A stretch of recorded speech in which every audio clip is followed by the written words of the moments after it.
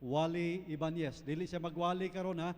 Maghatag siya sa padayon nga mga ah, inputs para sa ato mga plano. Pastor Wally, take your.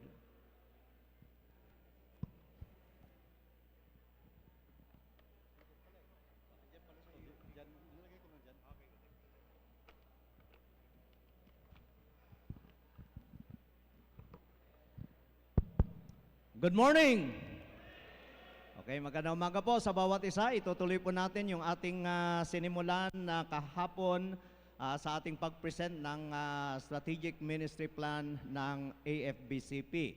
So, medyo nabitin tayo sa ating Q&A kahapon, ano?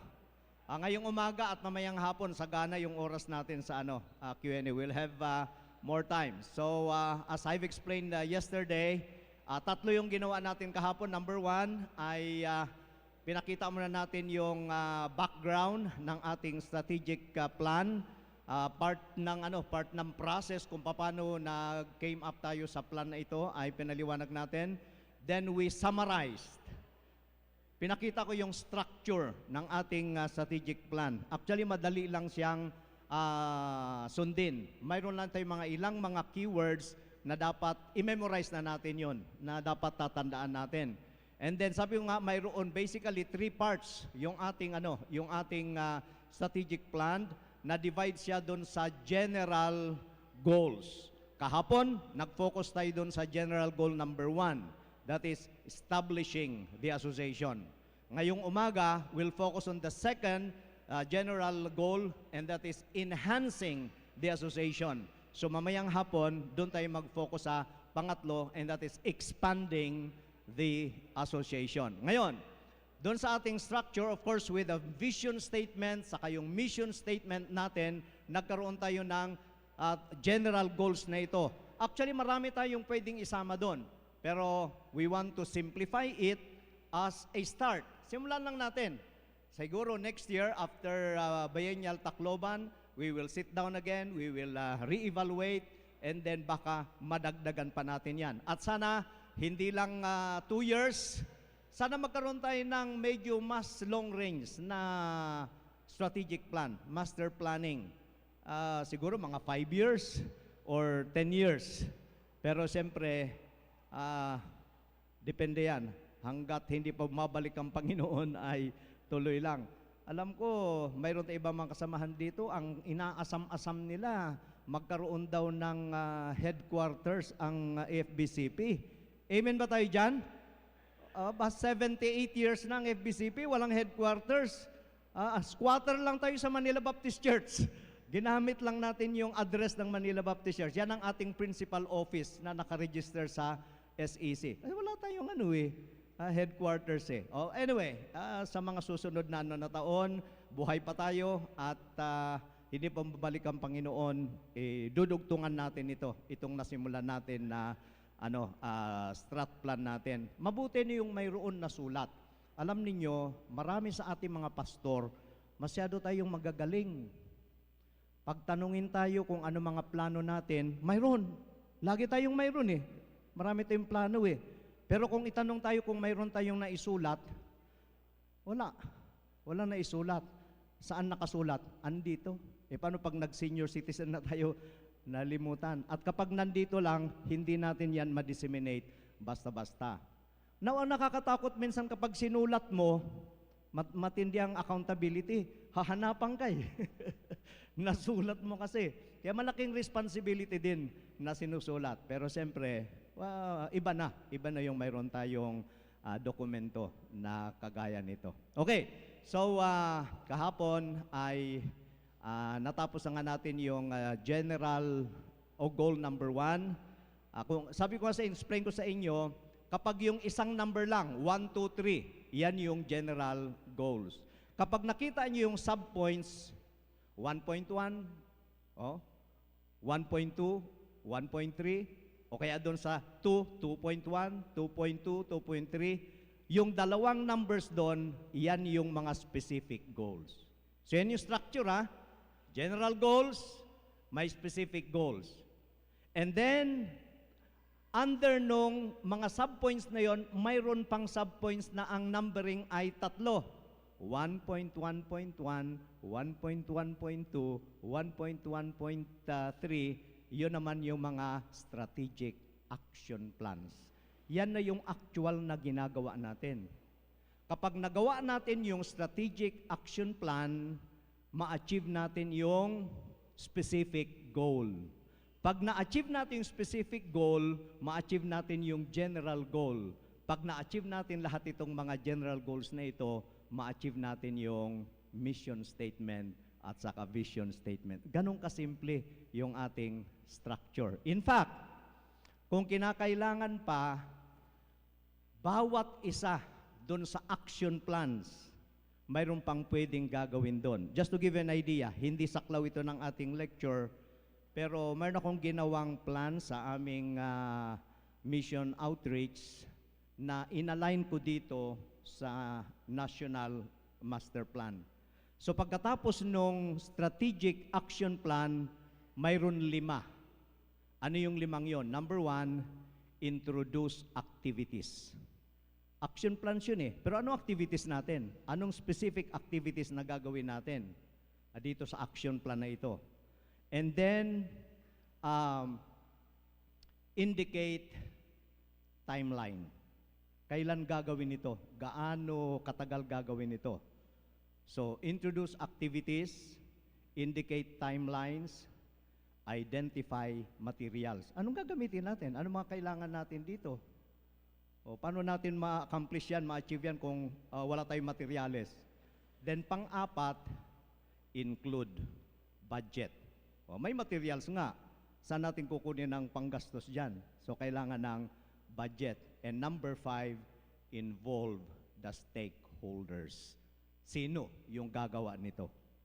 Sinong gagawa nito? So, kagaya ng mga pinapaliwanag natin dito, nandito kami, members ng FBCP Council, pero hindi namin kayang gagawin ito.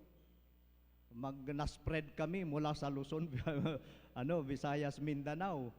O, kailangan natin, number 1, na partners natin dito, regional chairmen. Kaya in-emphasize natin yung kahapon, kailangan po natin yung regional chairpersons po natin. And of course, from the general chairpersons, bawat region, lahat ng mga workers and pastors po natin. Kailangan tayo magkaisa. Kailangan natin ng isa't isa sa atin. Hindi tayo dependent sa isa't isa, hindi tayo independent, dapat interdependent. At kapag tulong-tulong tayo, ano yung motto natin? Together, we can achieve more or accomplish more. We help meet needs. Okay. Dahil na nabitin tayo sa Q&A kahapon, meron akong ginawa actually na assignment. Siyempre, nag-aaral tayo eh. Kaya pag nag-aaral, may assignment, di ba? So, lahat tayo mayroon part dito. So, mayroong assignment number 1, assignment number 2, assignment number 3. Kahapon, dahil nabitin tayo sa oras, ay hindi natin napag-usapan yung assignment number 1. Kaya bago natin pupuntahan yung second part ng ating presentation, yung enhancing the association, balikan muna natin itong assignment number 1. So, basahin natin. Check ko muna yung kodigo natin. Pero nandyan yan sa ating screen.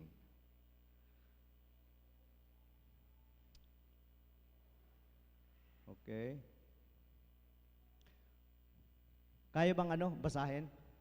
Yung mga malilinaw, mga mata, mga 2020 vision pa dyan. O sige, basahin natin. Sabay-sabay nga tayo magbasa. Ready, go. How can you and your church ministry help in strengthening our unity as interdependent workers and churches of FBCP? So involved dito yung mga pastors, mga workers, yung mga churches natin. Kasi nga association tayo ng mga fundamental Baptist churches eh. So ang tanong, paano tayo makatulong para ma-strengthen natin yung ating unity? Actually, yan yung essence nung general goal number 1, establishing the association. Kailangan natin malaman sino-sino ang mga regional associations natin, sino-sino ang mga churches under each of our regional associations, sino-sino yung mga pastors and workers natin dyan. Paano tayo magkaroon ng unity? Paano tayo maging interdependent kung hindi tayo magkakilakilala, kung hindi natin alam kung sino-sino talaga yung kasapi? Sino yung committed? Hindi lang yung sa listahan, kundi yung talagang nagpa-participate, manalangin, magbigay, mag-support sa ating mga projects. Paano ka makatulong? Paano tayo makatulong? So, itong tanong na ito, mayroon note doon sa ibaba. Please send your responses to our membership ministry team coach, Pastor Rodolfo Alamer, in Messenger. Ang kanyang Messenger ay Rodolfo Alamer, or through text message, nandyan po ang kanyang CP number. So, yan, tama yun. I-picturean nyo yan, okay? Pag-picturean nyo yan, pagkatapos, assignment natin lahat yan. Sagutan natin yan. Actually, ngayong umaga, bibigyan natin ng kunting panahon yan. Palay ko, hindi tayo mahirap mag-isip. Paano tayo makatulong? Yung ipaki-impress na sa atin ng banal na espiritu. Paano tayo makatulong? Alam na natin itong strat plan natin. So, hindi kailangan mahaba. Maybe just one sentence. One-liner lang. I-send natin doon. Either sa messenger or doon sa CP number. I-text natin doon. Bakit si Pastor Alamer? Si Pastor Alamer nandyan sa bandang likuran. Siya po ang ating, ayun na. Okay, kanina nandun parang kidlat, biglang nandun na. So, si Pastor Alamer, hindi lang siya yung ating corporate secretary sa FBCP o particularly the council, kundi siya ang team coach ng membership ministry team. Okay. Actually, ang isa sa mga anak niya ay consultant natin yan, IT yan. At yun ay nakahanda para tulungan tayo, especially sa pag-gather ng mga information and later on para ma-disseminate na natin ito, particularly yung nabanggit ko kahapon na mobile app. Actually, kapag nakumpleto ito, mapapabilis. Kasi i-download lang natin yung mobile app. Pag-click natin yan, andun ang FBCP churches. Na-imagine nyo ba yon? Mayroon tayong access. Malaking problema natin minsan, pupunta tayo sa isang bayan, sa isang probinsya, magtatanong, sino bang FBCP dito? Sino ba mga fundamental churches dito? Dito, pag mayroon tayong mobile app, one click lang, andun na. At madali pang i-update kapag may pagbabago. Pag nabago yung pangalan ng pastor, nabago yung address ng church kasi may sarili ng chapel, andun ma-update ka agad. Alam mo, malaking problema natin sa mga nakaraang mga souvenir program, laging nagrereklamo yung mga pastor. Mali-mali daw yung listahan doon sa ating souvenir program. Iba na raw yung pastor. Iba, nag-iba pa ng pangalan ng church. Bakit nagka-problemang, ano nangyari? Dahil doon sa problemang yan, this past biennial conference, totally tinanggal yung listahan doon sa souvenir program. Sana maibalik natin yon. Pero maibabalik lang yon kung ma-update na natin at tama na lagi yung pangalan ng church, pangalan ng pastor, yung location ng church natin. Si Pastor Alamer po yon. Ang kanyang miyembro ay si Pastor Mark Mauricio, yung speaker natin kanina, at si Pastor Joel Sanares. Nawala si Pastor Joel Sanares kasi advisor siya, isa siya sa mga advisors ng WUMISO, kaya siyang taong bahay sa Maynila. Ang ex-officio member sa membership ministry team ay yung ating chairman, si Pastor Levi Lumilang. Kaya, ang inputs natin dito, igagather yan ni Pastor Alamer, ikukulate niya yan, malamang ang iba dyan ay may commonality, magkakaparehas yan, so ikukulate niya yan. Sa part 2, mamaya puntahan natin yon. Ako naman ang team coach doon sa enhancement. The same thing, may assignment tayo doon. So gagawin din natin yon. And then, mayang hapon, sa expanding, ang ating team coach doon ay si Pastor Eddie Rayos. So, siyang team coach doon. Ngayon, kaming tatlong team coach, ikukulate namin yan. Pag nag-meeting ang council, mag-compare notes kami. Pag samasamahin namin yan para makatulong yan sa aming pagpaplano kung paano ma-implement yung strategic plans na ito. One more thing, mamaya explain natin ito, yung ating Q&A, dinodocument po natin yan. So naka-record yan. At mayroon din tayong isang gagawin mamaya para talagang masiguro na ma-document natin yung mga questions saka yung mga discussions natin, yung mga answers natin dyan. Kasi makakatulong yan sa ating pag-implement at pag-evaluate ng ating strat plan. So malinaw po yan. Okay, so ngayon, bibigyan natin ito ng kunting time. 5 minutes? 5 minutes. Sa 5 minutes na yon, mag-message na tayo. Kunin natin yung number ni Pastor Alamer. Mag-message tayo. Sagutan natin yung question na yan. Sabi ko nga, hindi kailangan mahaba. One-liner lang. Now, bakit kailangan mag-paperless tayo? Medyo malaking problema kapag isusulat. Mag-distribute kami ng papel sa inyo, tapos susulat nyo. Alam nyo yung mga pastors and workers, ang dudunong. Magaling pa sa doktor. Kaya kung minsan nahirapan kami magbasa. Ang hirap basahin minsan ng sulat ng pastor eh. Sulat doktor eh. Sulat pastor na lang, mas matindi. So, one time, sumulat ako sa aking tatay. Yung aking tatay, 90s na yun eh. Sabi nung kapatid ko, Kuya Wally, galit sa'yo si Papa. Oh, ba't naman magagalit sa akin? Sinulatan ko pa nga eh. Hindi niya mabasa ang sulat mo. Hindi ko kinomputer kasi gusto ko personalize. So sinulat ko, sulat ka ba? Hindi niya mabasa sulat mo. Pinag-aral ka raw naman. Biniro ko yung kapatid ko. Sabi ko, alam mo, ang mga magagaling lang ang nakakabasa ng sulat ko. Sabi ng kapatid ko, kaya pala malinaw. Anyway, ayun, joke lang yon pero kailangan natin na madaling mabasa kapag na-text na natin o na-chat natin sa Messenger. So, let's do that in 5 minutes. Now, may request everyone to please rise and mag-pray muna tayo. Tulungan tayo ng Panginoon na mag-participate, mag-respond tayo dito. At tulungan tayo para ma-achieve natin yung mga goals natin. Let's pray. Dakilang Diyos at Ama namin, patuloy po kami nagkakaisa, nagpapakumbaba sa inyong harapan. In-acknowledge namin, Panginoon, yung aming mga limitations. Pero salamat po sapagkat tinuruan nyo kami na magtiwala sa inyo, tinuruan nyo kami na magpasakop sa inyo, at tunay, Panginoon, na sa inyong biyaya, sa inyong tulong, ay alam namin na magagampanan namin, ma-achieve namin yung mga goals na ito ay tanging para lang sa inyong kaluguran at kalwalhatian. Salamat po sa inyong paggabay sa FBCP Council for these past years and series of meetings, mga discussions namin, mga sharing time namin, and we came up to this document, yung strat plan. This is far from perfect, Panginoon, pero umasa, Panginoon, na patuloy nyo kaming gabayan, patuloy nyo i-reveal sa amin ang inyong kalooban, at naway turuan nyo kami para patuloy na magpakumbaba at mag-rely lang kami sa inyong banal na Espiritu na magbibigay sa amin ng discernment, magbibigay sa amin ng empowerment para ito po ay ma-implement po namin. Dalangin namin, Panginoon, lalong-lalo yung aming mga regional chairpersons. Salamat sa kanila. Salamat sapagkat itinalaga nyo sila sa iba't ibang mga FBCP regions.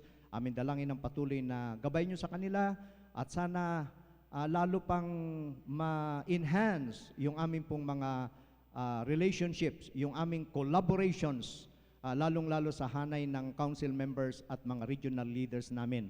Magkaroon kami ng tunay na pagmamalasakitan, magkaroon kami ng unity. At sana, Panginoon, from Batanes to Tawi-Tawi ay lalo namin makilala yung mga lingkod mo na inyong tinawag at patuloy na ginagamit, especially sa umbrella ng FBCP. Nawa, Panginoon, magkakaalaman din kami kung ano yung mga pressing needs sa iba't ibang mga churches and mga pastors. At ayon po dalangin na sana turuan nyo kami para talagang magtutulungan kami.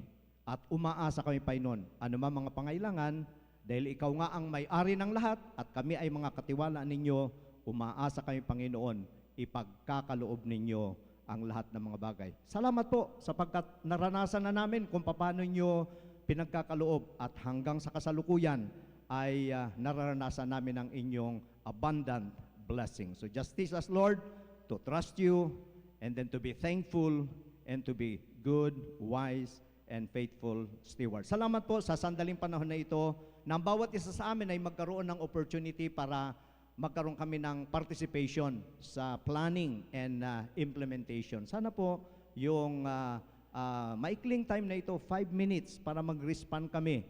Aming pong dalangin na sana hindi kami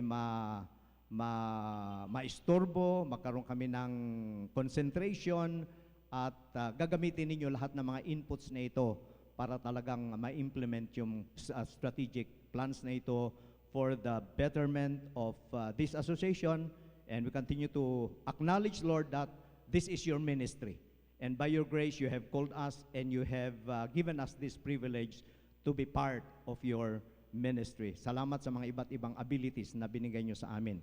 Kaya turuan nyo kami para maging sa sandaling ito, may demonstrate namin yung aming pagkakaisa. Ang lahat na may tudalangin namin sa pangalan ni Jesus. Amen. Let's all be seated and then orasan ko dito 5 minutes. After 5 minutes, finish or not finish, pass your paper. Okay. So maraming tatrabahuin ito si Pastor Alamer mamaya. Ilan tayo dito? 300 ba? Or more? Also, Pastor Alamer, expect mo yan, mga 300 text message or PMs.